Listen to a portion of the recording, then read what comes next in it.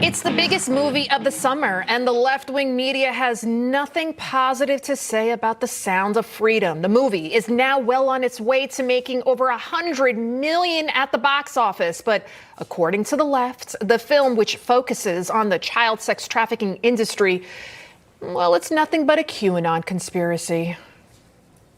Some say that it bends the truth about child exploitation and it caters to QAnon conspiracy theorists. This film is being marketed to either specific QAnon believers or to people who believe all of the same tenets as QAnon, but claim they don't know what it is.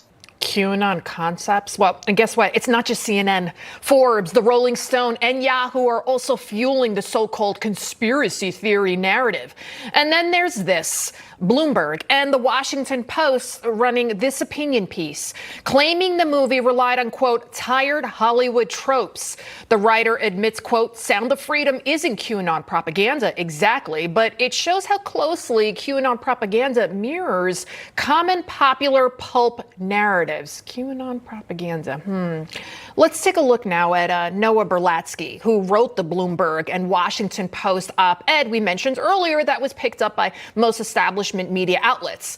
This guy is a prolific writer who has been featured by NBC, The Independent, The Atlantic, and Prostasia. Berlatsky wrote a story for Prostasia 2 years ago claiming child trafficking narratives are misleading. If you've never heard of Prostasia, you're not alone, neither did I. But after looking into it today, we found out that it's an organization that claims to be introducing a new kind of child protection, all while relegating child sex abuse to a simple acronym, CSA. The organization calls for the removal of child porn on the internet, but they don't want actual laws that would punish anyone. Their amazing strategy? Prevent the abuse before it starts. And rather than, quote, merely tracking down and punishing those who have already offended. What?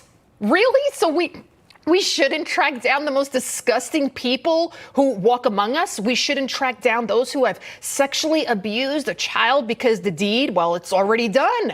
And what did Berlatsky say about pedophiles years ago? Well, as journalist Andy No found out, Berlatsky said, quote, pedophiles are essentially a stigmatized group. Certain people get designated as deviants. People hate them. Wow, sympathy, empathy for pedophiles and hate? No. That's too kind of a word for anyone who abuses a child.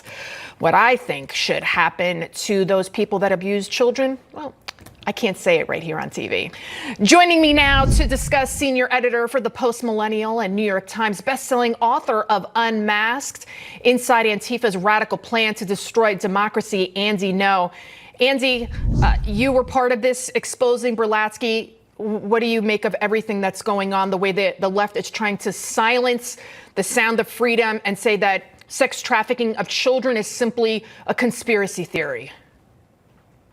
I think if you look into the backgrounds of many of the people who are loudest in criticizing the message of the Sound of Freedom, or those who have legitimate and real concerns about child sex abuse and trafficking in the United States and other countries, you often find things that are, let's just say, problematic. It's no surprise that Mr.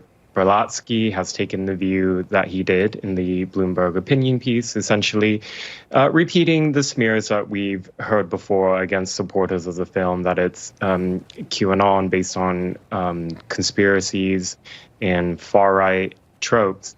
Mr. Berlatsky was a spokesperson for Prostasia, an organization that I've reported on before. Prostasia does controversial, let's just say, research and advocacy on so-called minor attracted persons, otherwise known as pedophiles. They publish blog posts and essays. Mr. Berlatsky has written several of them, essentially in one way or another arguing or putting forth the idea that minors, children are not always victim of sex abuse in cases where they are involved in sexual encounters with adults, because they have bodily autonomy. Some of them have the maturity to make that decision. There's a lot of euphemism in the language. And this rationality is actually also very similar to arguments used by trans activists for why transgender children should be able to be medically transitioned. It's this whole argument of bodily autonomy. Right, bodily autonomy, minor attracted persons, the fact that they use CSA, that's why words matter, and that's why it is so important to not use the left's language and to call it out for what they are. And the fact, like you just said about the trans, they have bodily autonomy. You wonder if this is just another step to saying, okay, well, if they have autonomy, if they can do whatever they want with their bodies and cut off body parts and take hormones, then yes, then they're able then to have the wherewithal to consent to sex. But we know that you can't have sex with a child because a child cannot consent. They are essentially raped. I think one of the most disturbing things that Mr. Berlatsky has written, this was published on the New Republic, and he also has written a blog post about it for Prostasia, is that police are the biggest dangers to children who are involved in so-called sex work.